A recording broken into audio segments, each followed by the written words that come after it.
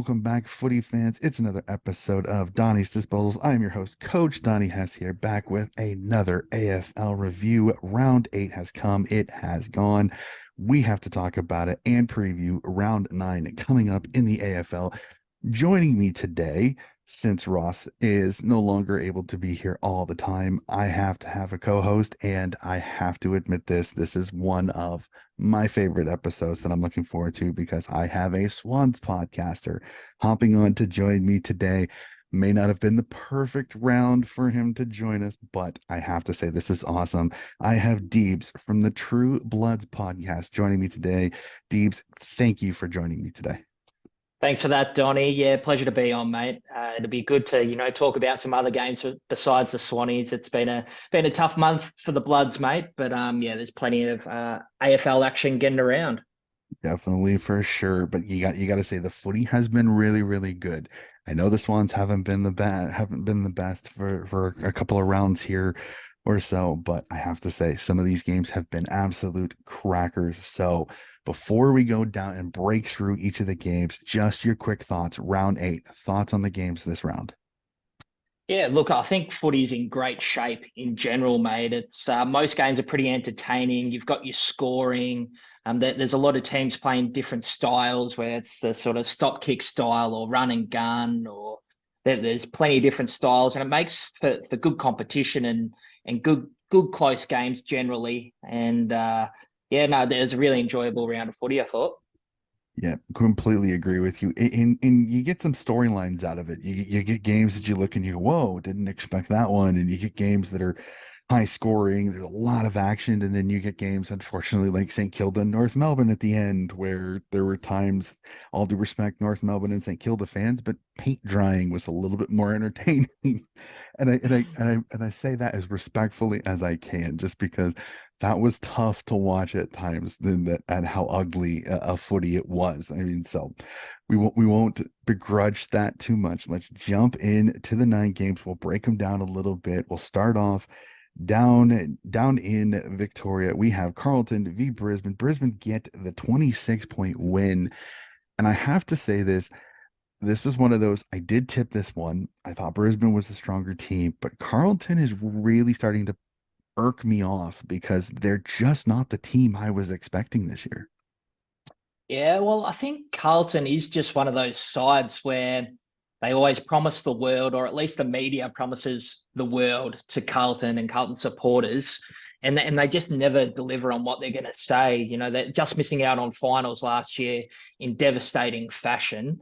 But you would think the natural improvement would come, especially with the likes of Michael Voss at in his second season, being able to work out his list a bit more. And, Cripps has that support in the midfield now, but yeah, they still haven't been able to click. And I think it might be a game style thing with Carlton. They move the ball slowly, they go wide all the time, and it's not paying dividends for him at the moment. It's just peculiar because you've got Charlie Curnow and Harry Mackay who are absolutely lethal with footy in hand. So it's just like I almost go, how are you not going so quick to get your advantages? I mean, considering you have two absolute raging bulls up forward, both that are absolute nightmares to try to defend. And you're especially playing a Brisbane Lion teams that their best defender is Harris Andrews, not exactly known for his strength and ability as a one-on-one marker since he's an intercept marker. So I did find this really, really odd. I do listen to if I do keep an eye on a few Blues podcasts, and the frustration that's building in the Blues supporter base is a little worrying for me. I mean, I've even hearing people start to mention, is Voss the right guy, which is really weird. Second season, you would think there's a progression, but I almost feel sorry for Michael Voss because right now he's in, and I hate using the word because it's thrown out this year, and then the person that threw it out didn't look so good when it came to Port Adelaide, but an untenable situation right now with him because people are already starting to doubt him, and he's in his second season and he's had a few injuries. Let's just say that Doherty's been out, Sod's been out, occasionally, but this is just I don't see the panic station that this has become so quickly 8 rounds in. So that's just me personally. So Yeah, I don't know. for sure.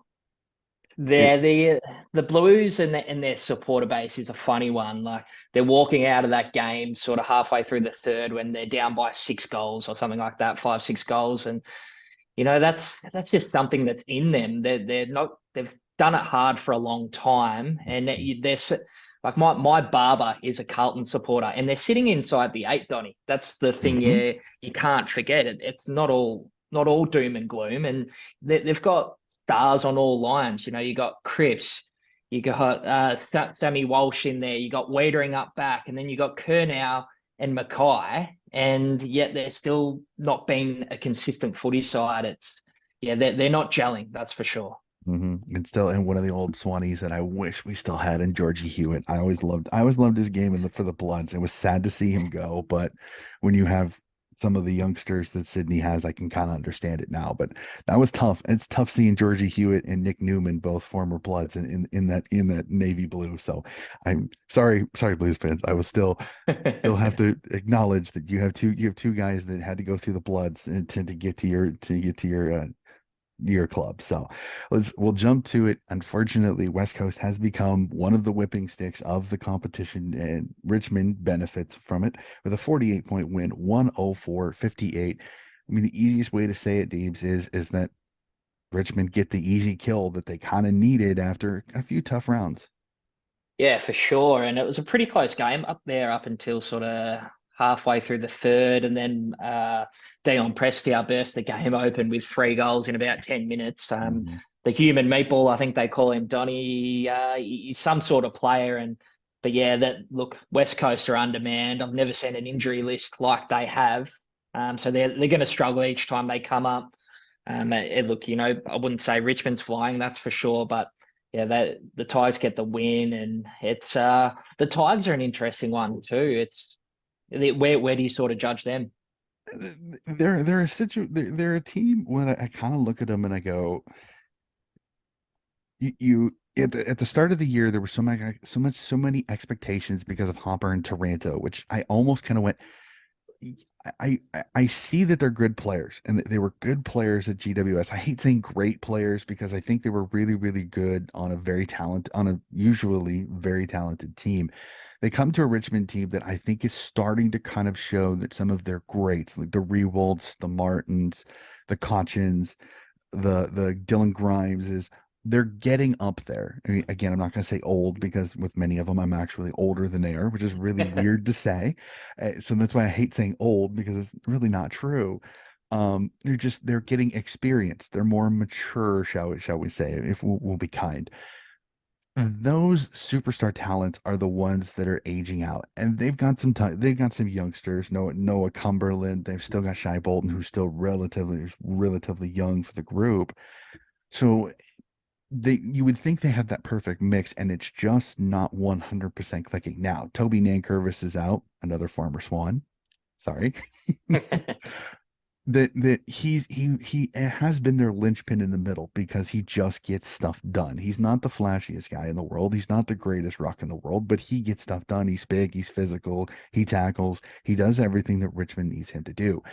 Ever since he's been out, they've struggled a little bit come the midfield, and that's where Hopper and Taranto kind of benefited when he was on the field. Have they played well? Yes. Have they played outstanding? Like a lot of the Richmond players, it's been kind of hit or miss.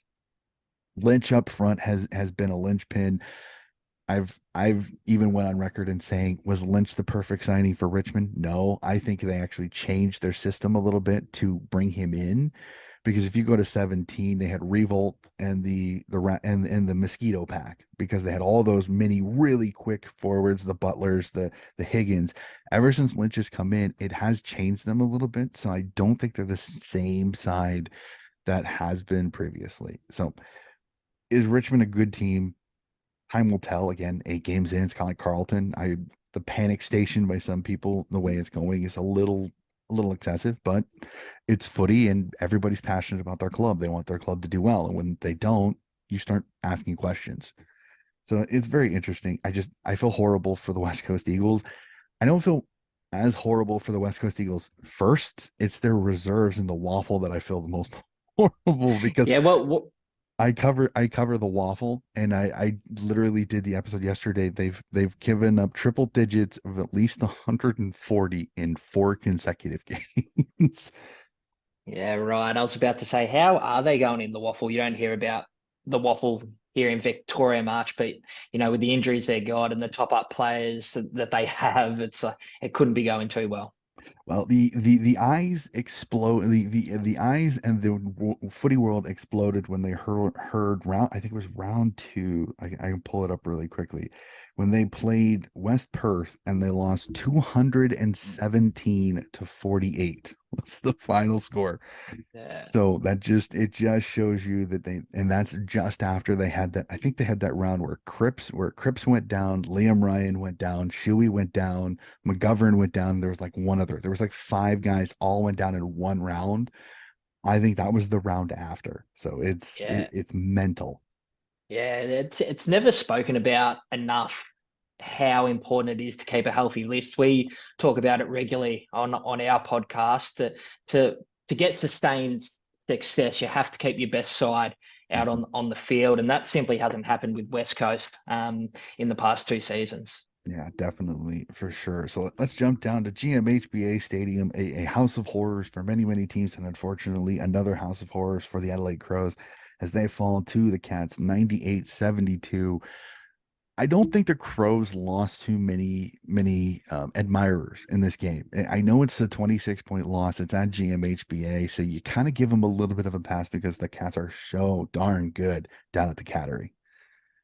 Yeah, for sure. It's a tough ground and tough, especially when there's not renovations down there, Donnie. It's a hostile environment down there. My mum's actually a Geelong supporter, so I watch plenty of the Cats. But yeah, look, the Crows are a bit of a surprise packet this year for me. I think they're going really well. They're in every game up to their eyeballs, and they just compete well. They've got the right mix of players, and it kills you. As we say, Donny, another former Swanee in Jordan Dawson getting around as, Mhm. one of the elite midfielders at the end of the day. And I think that plays a big role to why he sort of left the Swans is to get that midfield time. He was never going to get it at Sydney. So to see him, doing his work over there, it's that's the player he could have been and it hurts. But he's playing a big role in him, playing some good footy. But yeah, the Cats are just starting to, work into third gear, I think, third or fourth gear. And they'll be coming home with the wet sail. Yeah, I think they're one of those few teams that I have in that flag contendership little tier of Collingwood, Melbourne, and Geelong are those three. It's hard not to say that one of those pairings will find its way into the grand final if they can stay healthy, if things go correctly. But the Crows are another one, kind of like we just stated, is that they have a healthy list. So they a lot of young talent, the Saligos, the Darcy Fogarty's, the really, really solid young players with the experience of the Sloanies, the Tex Walker, who always seems to find a way at a time to have a great game that just kind of, oh, Tex is playing pretty good footy. So it's always fun. And then with the Cats, I mean, they're so deep in certain areas. I mean, Cam Guthrie isn't playing and they're still Yeah. playing as well as they are. So it's kind of scary. Like I almost want to use the pun as the cats are slowly starting to purr a little bit. So had to get that Very had good, to get mate. that had to get that pun in. So for sure. So and we jump to probably the one that kind of jumps on the result that jumps off the page a little bit more just because of the margin more than the actual result is the Melbourne Demons go up to the Gold Coast and only get a 5-point win, 90-85. The Gold Coast again, the bane of many people in the AFL because of the fact that they just as soon as you think they're on, they nosedive. This was a pretty good performance by Melbourne. I mean, by Gold Coast. They were in this game up to their eyeballs, just a little too good by the D's. But this is the Gold Coast I was expecting. That at the start of the year, I put out as my bold statement. I think Gold Coast could make the finals. I don't know if I'm still as confident about that bold pick, but it, I want them to play better. Is that a weird? Is that a weird thought? Nah, nah. Look, it's one of those things with the Gold Coast. Like one of my mates, Jared Witt, captain of the Gold Coast. So I do keep a close marker on the Gold Coast, but it's just you just want them to play well. I get it. They've been so close so many times, but they can just never sort of seem to get everything firing at the right time. The important players go down with injury and this type of thing. But that's as you say, that's the performance that the Gold Coast need to have. But at the same time, Donnie, they're the games that the Gold Coast have to start winning. They've got to Mm-hmm. find a way to win. And Stewie Jew's had some good wins in his career, but to sort of turn the narrative that he's got going on up there, he's got to win these games. And there's no such thing as, honourable losses up at the Gold Coast anymore. Yeah, especially with the tenure that he has, and sometimes the quick hand that they do have to axe coaches, which is sad because I think Stewie is an incredibly good coach. He's just run into some hard times when it comes to it. We get with some years where he just hasn't had the team or injuries, different things like that. So we'll have to say again, you hate the honorable loss, but that was definitely one. I'm not going to Yeah. go into the controversy that is the MRO report and Yeah. everything that went. I don't want to go into it because I think I Well, try the not. the appeal the appeal's going on right now. Yeah, I So know. And yeah. that's the other reason too, because I'm not 100% sure on how the appeal is going, unfortunately. But I don't like going into that type of stuff because sometimes it can be a can of worms. You get on there and you find somebody that's gonna get their undies in a twist because you don't have the same opinion as them. So I'm not gonna go there, but it was fascinating to see how this kind of blew up. In many footy medias on that, and I understand both sides of the argument, which is really interesting because normally it should be black and white. There should be no gray, and this has been very, very gray.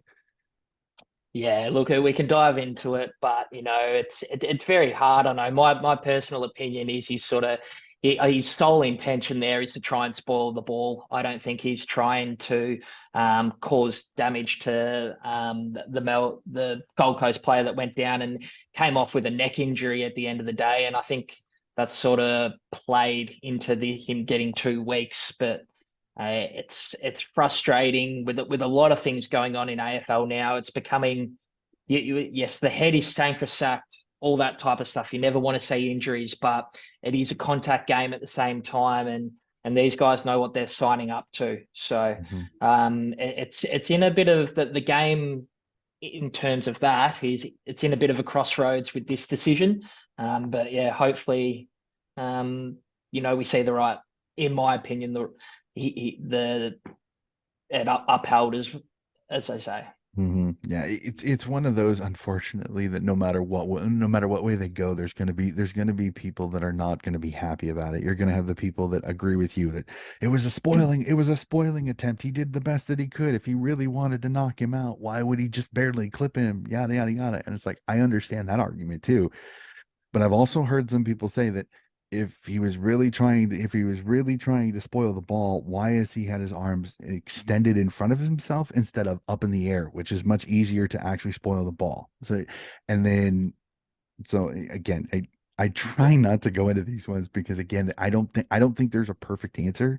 I think this is one of those. This is so gray because of, as you said, the game is a contact game, but just we don't know his intent. Was his eyes on the footy? No, his eyes were never on the footy. He never looks back for it, and he goes through the man, which you could then say, well, that was his intent. But then you go, if he really had the intent to hurt the guy, why did he just barely clip him? So there's a ton of give an answer, and you have a little side parts that you could say that kind of contradict it a little bit. So we'll see. This is a no win either way for the AFL. It's a no win.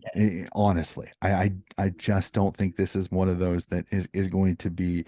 Thank you. We got the no. This is one of either side is going to be angry no matter what happens with the appeal. So Yeah, it's we'll like anything, mate. It's open to interpretation. So pretty we'll much. leave that. We'll let that one go. Pretty much. We'll jump up to Canberra as GWS fall to the Western Bulldogs 86-71. A cracking game of footy here. And one of the things that I find interesting is this has been a rivalry that has simmered a little bit and become one of those. I'm always fascinated when I watch this game because they've had some cracking games in the finals, but they've even had some crackers in the regular season. I have to say this was a pretty good one. GWS just there's frustration, maybe the red side of me have to say frustrated because this is a team that we just fell short to a couple weeks, a few rounds ago. So it's frustrating to see this and the doggies, Marcus Bontempelli, my God, what a player! It's hard to not admire his ability on the footy field. Yeah, look, he's having one of I'm a big champion data guy, and I like hearing the stats and that type of thing. And Bond's having the second best ever season by a midfielder behind one of Gary Ablett's seasons. So the Bond's flying. The doggies, had a couple wins in a row now. I think they're going nicely.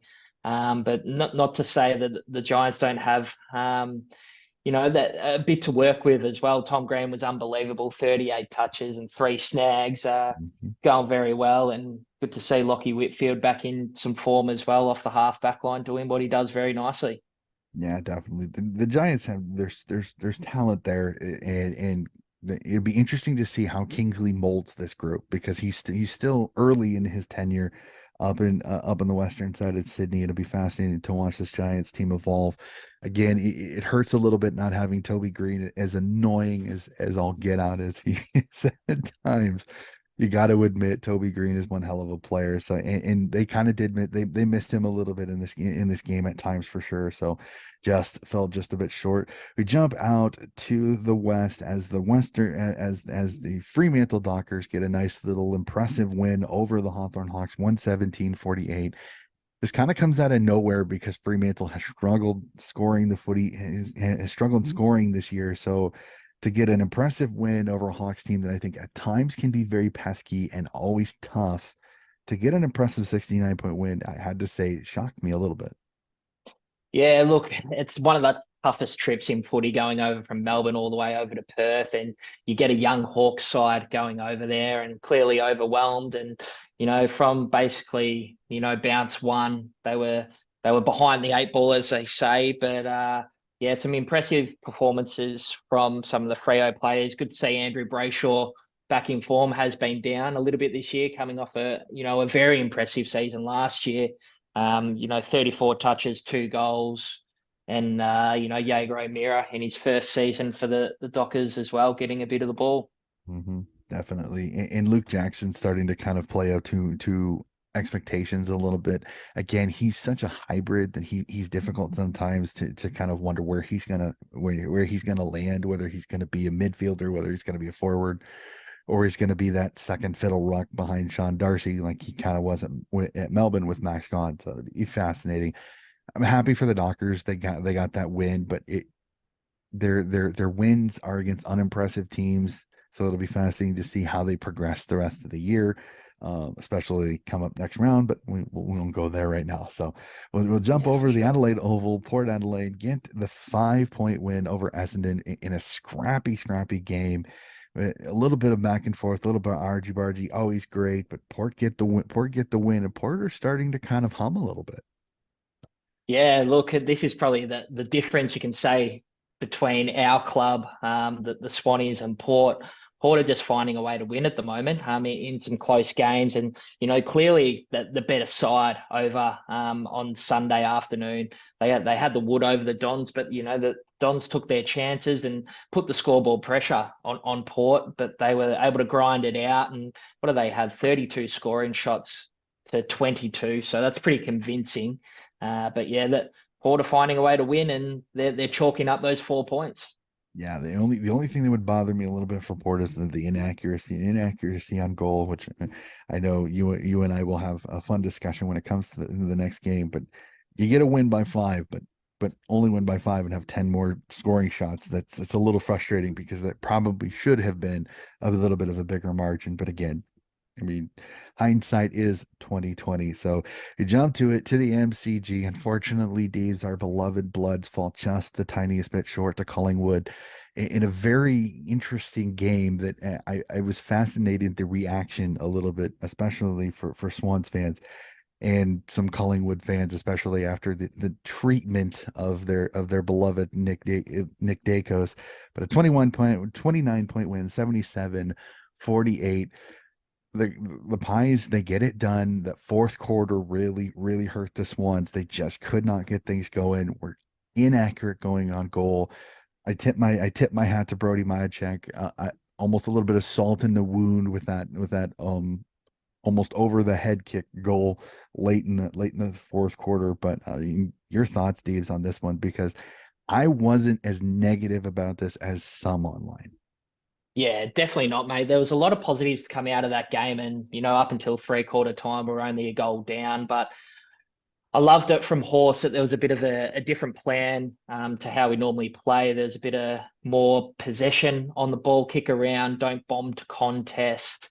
They got one of the premier backmen in Darcy Moore. Don't kick to contest. I thought we did it really well. Mhm, But as we spoke about with the previous game, we could not put the scoreboard pressure on. Geez, we had some bloody good looks at goal. The miss from Laddams at the end of the first quarter. mhm, The two looks that Francis has in 10 minutes in the third, I think it was. mhm. They're the ones that just kill you. And you against the top four team that's going really well, you have to get the pressure on the scoreboard. But credit to the Pies, they find a way to lift a level in that last quarter, and they prove too good and the better side on the day. But I think for the best part of two and a half, 3 quarters, we well and truly matched it with them.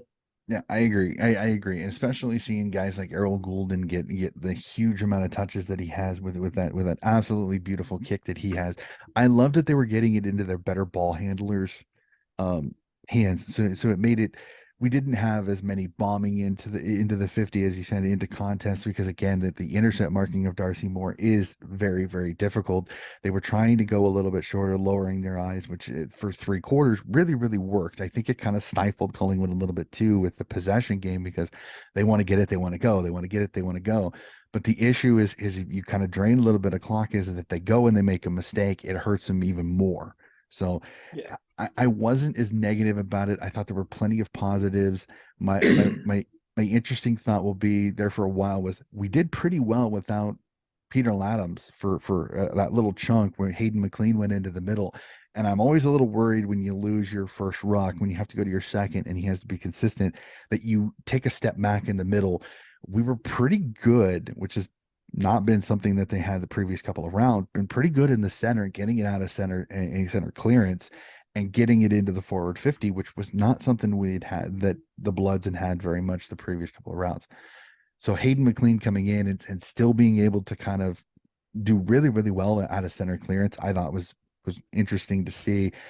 And I just happened to see the teams just before we hopped on the podcast, and I have to smile a little bit that we get Ruck Jesus back for the next game. So hopefully that will lead to more and more success out of the center. We'll have to see about that. So before we talk about that, we will get to that very soon. Let's get it over with. The win by St. Kilda by 30, 64-34 in a less than entertaining game for sure. To my North and St. Kilda fans, I know this was a difficult watch. I'm not sure if St. Kilda could you get a win, but oh, how ugly was this game? Did you get to see any of this? Yeah, look, I'd made my way out of the G and made my way to a pub to have a few, take the edge off after a loss on Sunday afternoon, mate. And this was on the tally. And after about half time, you could tell that she was a real average game. And it's even just the skills and the skill areas. It doesn't make sense. You're playing at Marvel Stadium. It's perfect conditions for footy. And yeah, the skill errors were, baffling. But, Ross Lyons turnaround of this St Kilda side is bloody impressive, and yeah, they're chalking up the wins too. They're what are they in the top six? Are they top four I believe still? so. Yep, I believe Yeah, they're still in the top six. Both of them, both. It's been fascinating. Yep, they're top three. They're the third place right yeah, now. still top four. It's amazing what Ross has been able to do, and you know you. You got Brad Hill finding a bit of form, and Brad Crouch as well has been really good this year. He's really important to their structures, and that sort of contested ball game that Ross does like to go with. But Yeah, North what's that? 6 losses on the trot now. I think they won their first two. It's not sort of the Clarko renaissance, as they say, isn't really coming to fruition, Donnie. Yeah, it's still a little bit early in his tenure again, and he wasn't exactly given a plethora when it comes to it on his list. But again, a little bit of Harry Sheezel's kind of cooled off. I think people have kind of started to tag him a little bit or kind of tried to take him out of the game. So Clarko's been moving him around the ground. Well, then he doesn't get his touches. Aaron Hall's kind of changed things a little bit because Sheezel was kind of playing that Aaron Hall role, a lot of possessions, a lot of distribution. Hall does that too. So this is a North, and it's inconsistent midfield wise because they've had some injuries. Simkin and Davis Uniacke has been on and off the park, which doesn't help. Yeah. Goldie is still being Goldie. He's going to do what he does, but he's not the huge impactor gun ruckman like say a Gone or Rick Grundy or a Timmy English. So they're getting guys that are showing up. They're just not getting massive performances. Again, I think LDU's kind of cooled off since the start of the year. Again, I think he's been fighting with injury a little bit too. And then their forward line, I mean, after Larkey, who and that's the problem. Like it is a no name group that's just not working right now.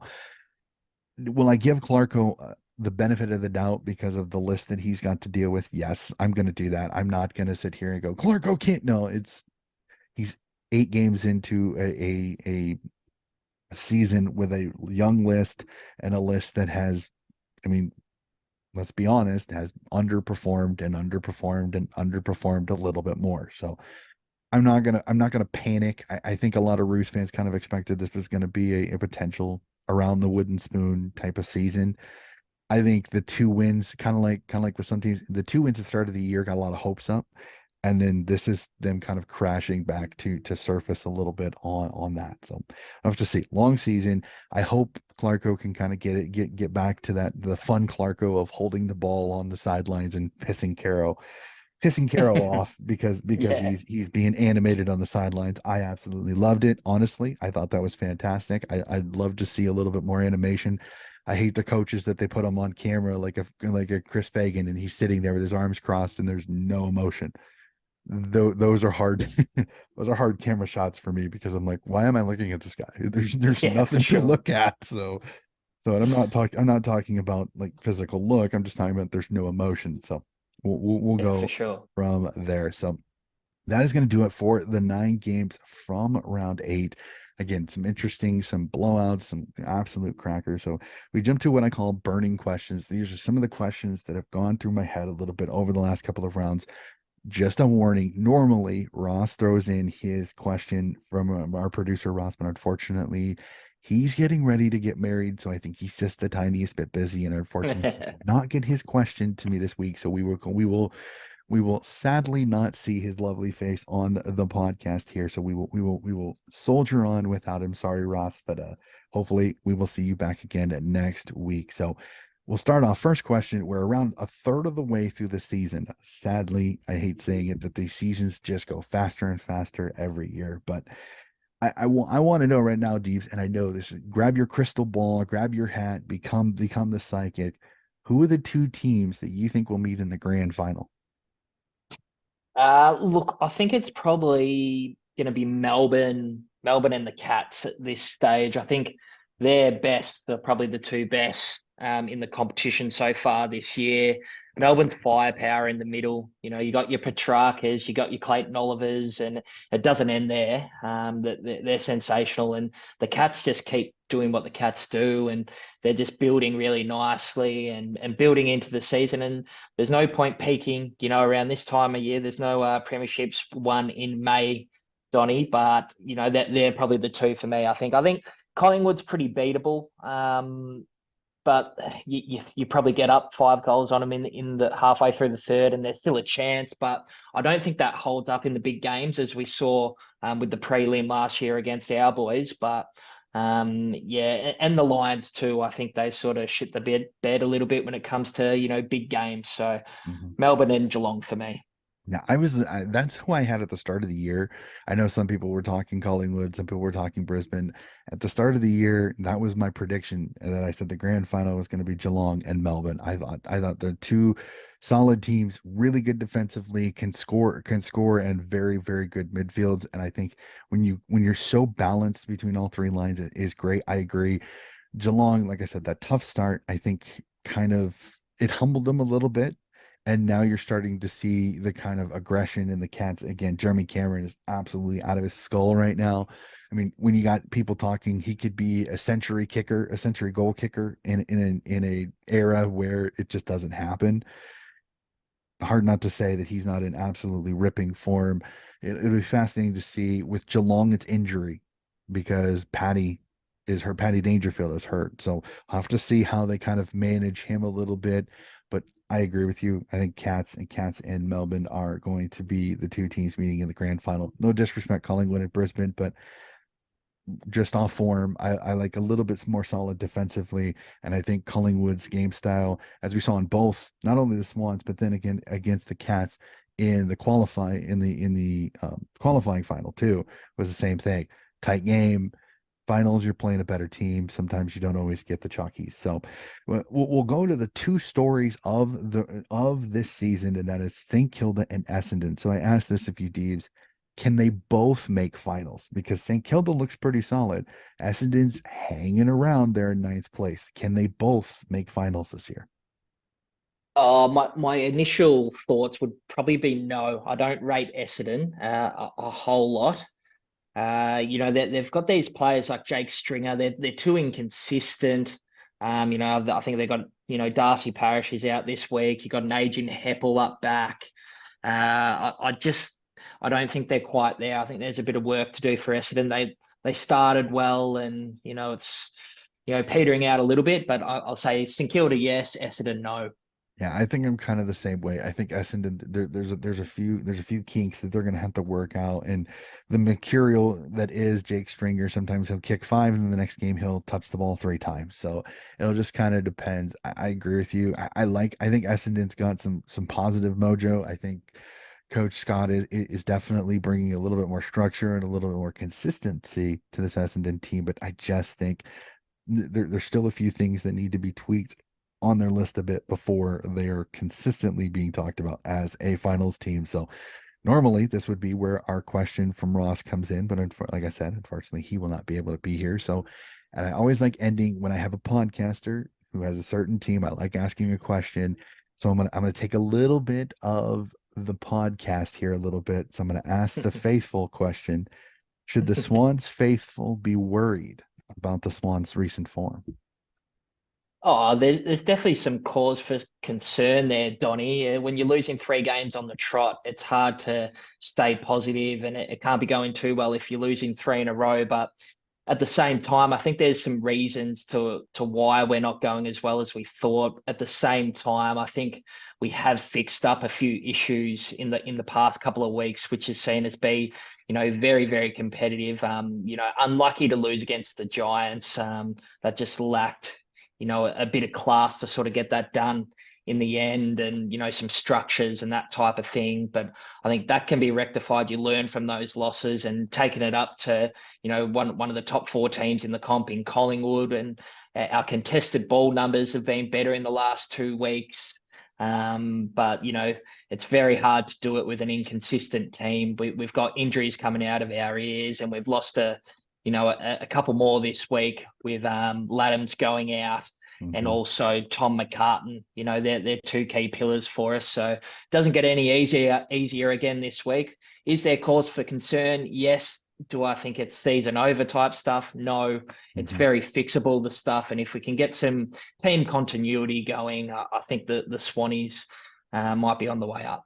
Yeah, I agree. And the biggest thing that I look back is I think I don't like going back to it because most people don't like talking about it. But look at 2017. They went 0-6 to start the season and Yeah. reeled off some wins. So Coach Longmire, I'm gonna give him a little bit of kudos because he has shown he can do this. That sometimes he can grab the guys by the scruff of the neck, go, hey, pull your heads in, get your together.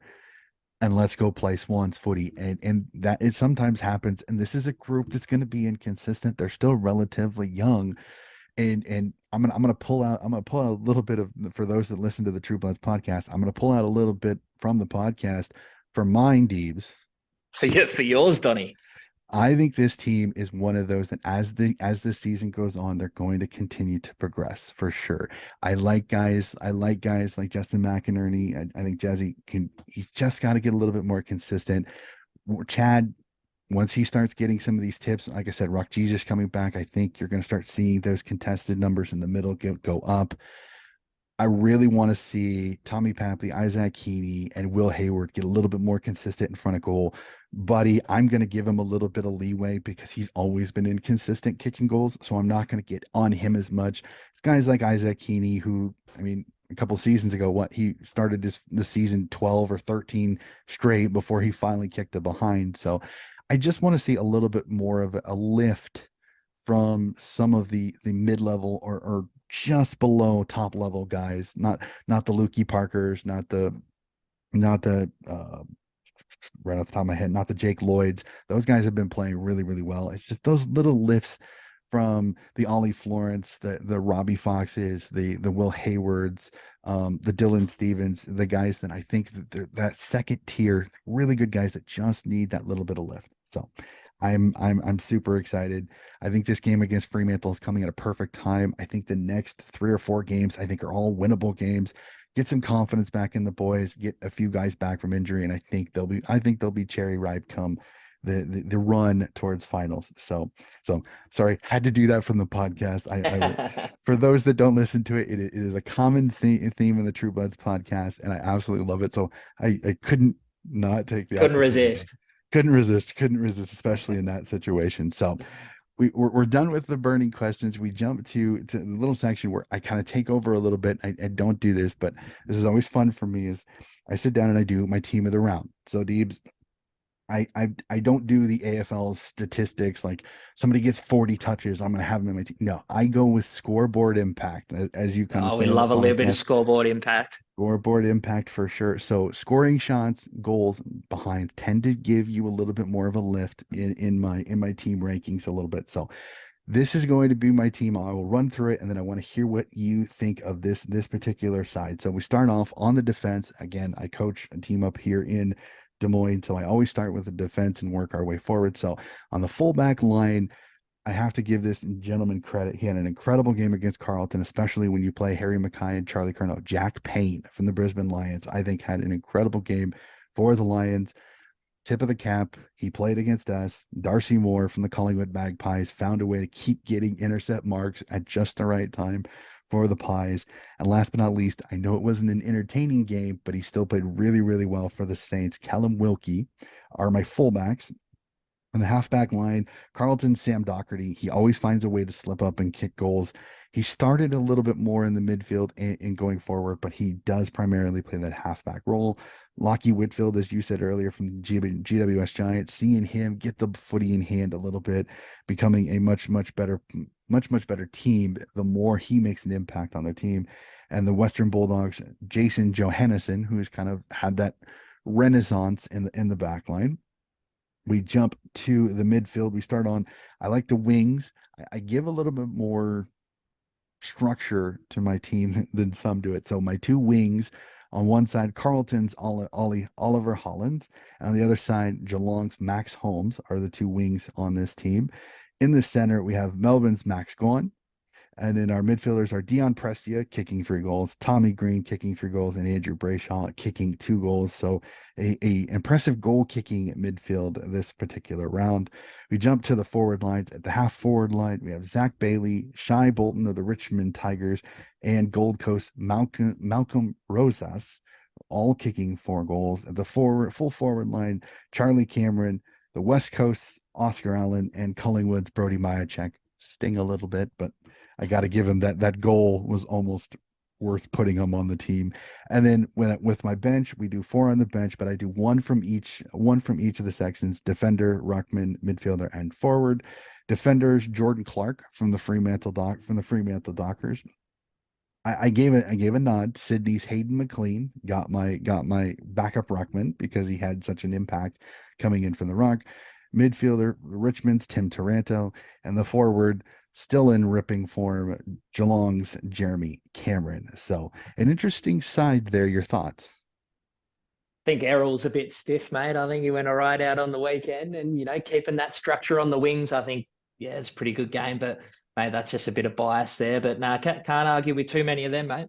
You are not the first person I know after round one. I didn't have Chad Warner in there, and I had I had a very, very, very adamant Swans fan going, Coach, why didn't you have Chad in the team? And I went, well, and I kind of gave him, he goes, and then he comes back with some stats, and I'm like, okay. And the one thing I gotta love about some of the people that follow the podcast and give me that is that if you come with reasons why, or this is why this person should be there, I'm going to listen to you. We can have a nice little dialogue, and I will take it into my metrics, and I will throw it in there.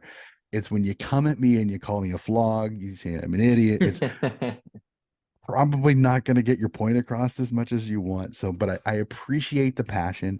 I 100% agree. I wanted to get Errol in, but unfortunately, he had no goals.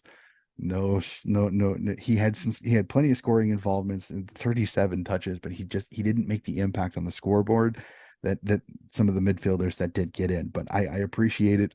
Trust me, I wanted to so bad, and it's not my bias because I watched him absolutely go bunta in this game. In fact, I have him in fantasy, and I think he put up like 156 points. I Yeah, was like, I had a friend of mine who was like, Donnie, you have three captains on your team because I also have Josh. I just traded for Josh Dunkley, so I had Dunkley, Errol Goulden, and huge. Tim English all on my team.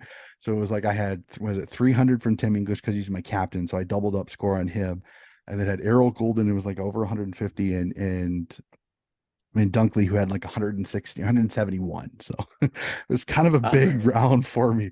The worst part is I played one of the worst teams in the entire comp in that. So I was like, I put up a massive score, but I didn't do it against another really good team. So I was like, Good ah, team. yeah, exactly. So, and Unreal. then we go from team of the week to what I call the power rankings. And again, as I tell everybody, I go by form. I don't go by where they are on the ladder. So now, absolutely no change from last round. So anybody that's listened to the last round, they know exactly what this is going to be. At five, the Melbourne Demons. Number four, the Collingwood Magpies. Number three, the Geelong Cats. Number two, Port Adelaide. And number one, the Brisbane Lions. So again, no change there. All five teams won. All five teams played pretty well. So I can't really sit here and move them down, up and down the power rankings. So a little bit boring compared to last week, but unfortunately. So thoughts on the power rankings there, Deebs? Yeah, mate. It's yeah, you've got your own little ranking system there. It's yeah, time will tell whether those come through. But yeah, winning form's good form, as they say. So, but yeah, look at I think the Port is the surprise packet in there. But as Mhm. as we spoke about, they've won five or six on the trot now, and that's all they can do is beat who's in front of them, and it does well in Donnie's power rankings. That's for sure. Exactly. So now we get to the fun part of every single one, and that is the tips. So, and a humble brag here, somehow, some way, I got all nine tips right last week. So I think that's the first time I've ever gotten all nine right. So I had a little bit of a happy dance for myself after the end of the Yeah. round again. I hate tipping against Sydney, but unfortunately got the tip right. So Yeah. I always kind of double dip on that one because it's like I always say it's like I tip against them. So if I get the tip right, I can at least get the tip right. But if they don't, then the Swans win. So it's like it's a double win. So Yeah, I just can't do it. It doesn't feel right in my heart. I just can't do it. But I try yeah, to be as it's neutral. I try to be as neutral as I can. As I try not to be the red hatted Donnie, Coach yeah. Donnie here. So I've had a few. Unfortunately, they hurt my heart to do it, but sometimes you just have to. So let's start off at the double header on Friday. I'm not so sure how much I like a double header on Friday, but here we go. Yeah, real. Melbourne Cricket Ground, Richmond v Geelong. Who do you like in this one? I think the Cats get it done pretty convincingly. Richmond coming off a pretty easy game against West Coast last week. I don't think that'll hold them in good stead. Cats just have so much quality on every line. No Paddy Dangerfield though, who has been in ripping form. Been really good to see Paddy sort of reclaim sort of some of that Brownlow form. They got probably the best player in the comp, Jeremy Cameron, going around up forward. You got Tom Hawkins as well, and yeah, Cats by fair margin for mine. Yeah, I think Cats win it, but I think Richmond stays in this a little bit. Like I said, no Patty Dangerfield, so does Hopper or Taranto have a good game in response? Blitzovs, which one does he go to? Does he take a Hopper? Does he take a Taranto? It'll be fascinating to see how that goes. Just matchup problems up forward with Hawkins and with Cameron, because who does Grimes take? Because whoever Grimes doesn't take, Noah Bolta takes. And there's I think there's an advantage no matter who Grimes takes, because if he takes Cameron, Cameron's going to run him up the ground and run him all over the place. If he takes Hawkins, Bolta can stay with him, but is Bolta as quick? It will be the fascinating key on that one. So I think Geelong just too strong there. And the other game on Friday night sees the West Coast Eagles hosting the Gold Coast Suns. I have the Suns in this one, but this is one of those where the Suns need to put up an impressive win, because I think this is one of those you can't stay close to an injured and absolutely riddled with injury West Coast Eagles. Yeah, got to win. They have to win. These are the games, that the decimated by injury West Coast. You don't really expect them to win too many. The leaders of the Suns have got to lift. Witsy's got to, get it done in the ruck. That your David Swallows, your Noah Anderson's in sensational form. Yeah, they've just got to find a way to win this game. Yeah, for sure. This is one of those. This is a nice little setup game for them. The soft kill opportunity. You got to take advantage of it. We jump on Saturday afternoon. First game up at the beautiful SCG, Sydney v Fremantle. I'm gonna go Sydney with this one. Fremantle, I think both of their wins have come on in soft kill, easy win games. Offensively, they don't scare me as much as some, so I'm not as worried. Yes, losing Tommy McCartan hurts. Will Gould in for him. I think this is a nice game for him to be able to get some confidence, because he doesn't have a super dangerous, strong full forward to deal with. I think with Foxy Blakey and some of the quick backmen, I don't think Fremantle scares me with their speed as much forward as say another time. So I have Sydney in this one. I think this is a nice little bounce back opportunity for the Swans. Yeah, Swanee's for mine as well. It's simply must win for the Swans. Up against it a little bit, few injuries, that type of thing. But we just need some big games out of Tommy Papley, a little bit inconsistent after kicking 6 goals against Richmond. Best part of 4 weeks ago. He hasn't done heaps since. Isaac Heaney, although I think Haynes, we talk about it a little bit on our podcast. He's treated different to other players. Everyone just has this high expectation for Mhm. him. But yes, his output on goals hasn't been as good as last year, and it'd be nice if he kicks straight as well this week. That'd be handy. But yeah, he's just got to find a way to impact the contest, and he's on the big dollars now, so he's got to win some games off his own boot for us. hmm I 100% agree with that. We jump down to Tassie and Bloodstone Arena, and the interesting reaction is what I'll be keeping an eye on as North Melbourne take on Port Adelaide and Jason Horne-Francis, his first shot at his Yeah. old club. Thoughts on this Uh, one? uh, Hopefully it's just not another media stream about booing. So that's for sure. Although we refused to mention it in our podcast. We had enough of it. But yeah, look, down in Tassie, this one for North. It's a testing trip down there, but Port's in good form, and the likes of Rosie and Charlie Dixon and the Horn Francis. I think they're just going to be too strong for North. Yeah, I agree. And Port just a little bit too good, North a little bit too inconsistent, but you never know. Sometimes down in Tassie, sometimes can be a difficult task. So Port, but I think Port just a little bit too good. Jump up to the MCG as Hawthorn host Melbourne. I mean, this is probably one of the easiest calls of the entire round. Melbourne and Melbourne big, unfortunately. Yeah, I tend to agree, mate. There's not too much to talk about in that one. Just a classy outfit, Melbourne, and they'll get that done quickly. Definitely jump up to the GABA as Brisbane take on the Essendon Bombers. Who you like in this one? The Lions, for mine, Donnie. They came down to Melbourne last week, beat Carlton at Etihad. It's a good scalp to take, and yeah, I think they'll just be a little bit too good for the Dons. Yeah, Brisbane at home, like I said, I said it one time. I said they become almost the triple premiership team. They're so difficult to beat up at the Gabba, just too good, just too strong. Brizzy Lions on this one. Essendon, I think will test them a little bit, but Brizzy just too good. Down to Marvel Stadium as the Mercurial Carlton Blues take on the Western Bulldogs. I'm fascinated with your thoughts on this one. I have the doggies in this one. I don't like the mojo in not only the supporter base, but even you're kind of starting to see guys even in the Blues playing list kind of almost accepting their fate a little bit, almost like they're okay with mediocrity, and that's never a good sign. So I think the doggies getting going, Bontempelli absolutely cherry ripe and in fuego form. I think the doggies too good even on the Marvel deck. Yeah, well, that was Adam Chera, wasn't it, during the week, Yep. sort of saying he's okay with missing finals. It's like that's not a winning culture. It's like this is where you don't want players to sit on the fence to be like, yeah, would be disappointed not making Mhm. finals. It's a pretty easy thing to say.